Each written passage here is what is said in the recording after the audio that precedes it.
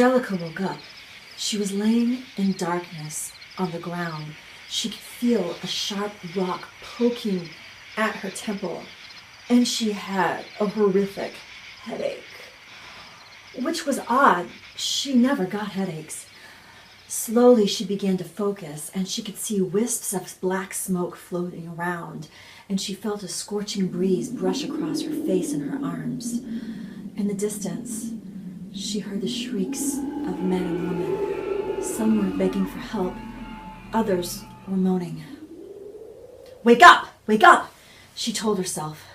Her mission wasn't complete yet. She still had to find the professor's briefcase, and she had to get it to a carriage that was waiting for her somewhere. She hoped in the vicinity, and she had to reach the carriage by 4 so she could reach London by 7 o'clock. She hated it when her organization cut her mission so close, but this time it was necessary.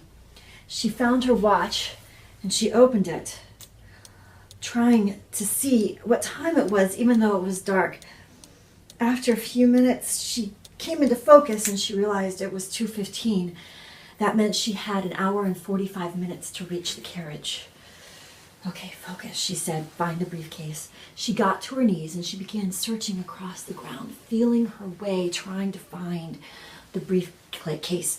Her arms brushed across blades of grass and dirt and gravel until finally she felt smooth leather. She grabbed the briefcase's handle and pulled it to her and began to sit up. And that's when she saw it. The molten skeleton of the phoenix in a field only 20 to 30 yards away. She could also see burned corpses dotting the landscape around it. "Focus," she said. And that's when she realized that it had turned completely silent except for the crickets. Everyone on the phoenix had died. "Focus," she reminded herself. Her mission still needed to be complete. She made a list of what she needed to do. First, she needed to find out where she was. Then she had to find the carriage by 4. And after that, she needed to reach London by 7 a.m. Angelica tried to stand up when suddenly across the field she saw a man in a custodial helmet approaching her. Drat, she thought. She really needed to get out of here to reach the carriage on time, and having to talk to people would only slow her down. The man ran up to her. "Are you okay, miss?" he asked. Angelica nodded. She was unsure of what to say, and she really needed to figure out how to get away. Suddenly, the man did something absolutely horrific, the worst thing he possibly could have done. He raised his hands to his mouth and he yelled, "We've got a survivor!" Angelica huffed in frustration.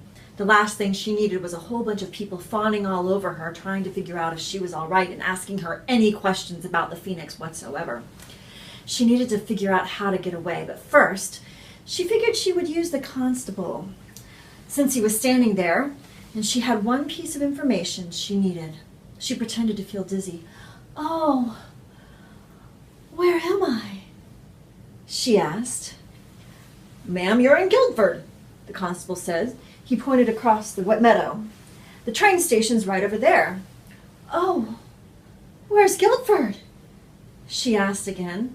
She was lying, of course. She knew exactly where Guildford was, and she also knew now exactly where the carriage was. She could reach it in an hour on foot if she ran, which means she had to get rid of the constable as fast as possible and avoid anyone else.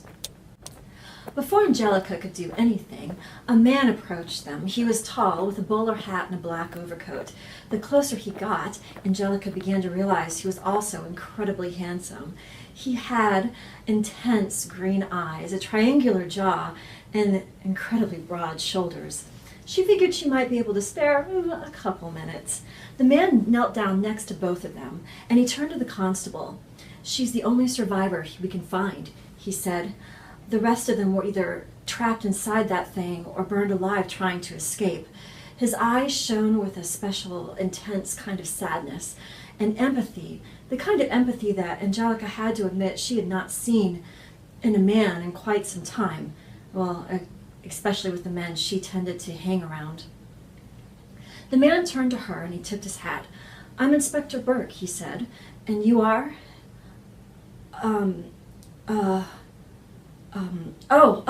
Blackmore. Angelica Blackmore," said Angelica. She got a little bit frustrated with herself. Rarely did she forget her own name. She needed to focus. She needed to get out of there as quickly as possible. Her time was running short. "Miss Blackmore, I believe you're missing an earring," said the inspector. Angelica, oh. She put her hands to her ears and she realized she indeed was missing one of her black teardrop black diamond earrings. She didn't know what to say. She was still entranced by the inspector's eyes. "I'll have some of my men look for it for you," he said to her. She nodded. Suddenly he pointed across the field at the burning wreckage of the Phoenix. "Miss Blackmore, can you by chance tell me what that thing is?" Angelica, again, was speechless. She looked around, trying to figure out what to say. She needed to say something that would make him stop asking questions. I'm not really sure," she said. The inspector crossed his arms, and then she realized that not only did the inspector figure out she was lying, but now he definitely was going to ask her a lot of questions. "So you mean to tell me, Miss Blackmore, that you were walking alone in a field at this time of night, wearing that dress without any kind of a coat?" "Focus," said Angelica. "Focus." She could still hear the screams of the terrified passengers on the Phoenix, and she still got distracted by Inspector Burke's amazing shoulders. "Focus, focus." She flashed Burke her most adoring look. "I can't tell you much," she said. She leaned closer to both Burke and the constable and looked both ways, pretending that she was about to divulge some secret, super sensitive information. "Have you sent a wire to the Royal Navy yet?" she asked. The inspector shook his head. "No, I haven't sent a wire there." "Send a wire to the Royal Navy," she said. "They'll send an officer here and he can tell you everything you need to know about that." The inspector crossed his arms. "And what exactly does the Navy have to do with a contraption like that lying in a field?" "Inspector, my loyalties lie with Queen and country, and I am not authorized to give you such information. If I tell you anything more, I could..." Angelica pretended to get dizzy. "I could be executed for treason." Before the inspector could say anything, somebody yelled out across the field, "We found another body! This one's not burned!" The inspector stood up. He turned to the constable. "Take her back to the train station and get her a doctor. I'll join you both later." He tipped his hat. "Miss Blackmore," and he left. The constable helped Angelica up, and then he led her across the field to the train station. "Don't be too hard on the inspector," he said. "He's just very thorough. He doesn't pay attention to station. He'd just as well arrest a duke as he would a pauper if the evidence warranted it. He's a good man." "In my experience," mumbled Angelica, "there are no good men." She looked back and forth, waiting for the opportune moment to escape. Finally, she took it. "Oh my gosh, did you hear that?" she said. She pointed. The constable turned around, turning his back to her, and then Angelica immediately grabbed him in a sleeper hold. She held him tightly until he finally fell unconscious. Then she released him to the ground. She took out her watch. She turned it over to reveal a compass. She found her bearings, found out exactly which direction she needed to go. Then she hiked up her dress and took off across the field. She ignored the screams of the passengers. She could still hear. She ignored all thoughts of Burke. Only one thing was on her mind. She had an hour to reach the carriage, and every second counted.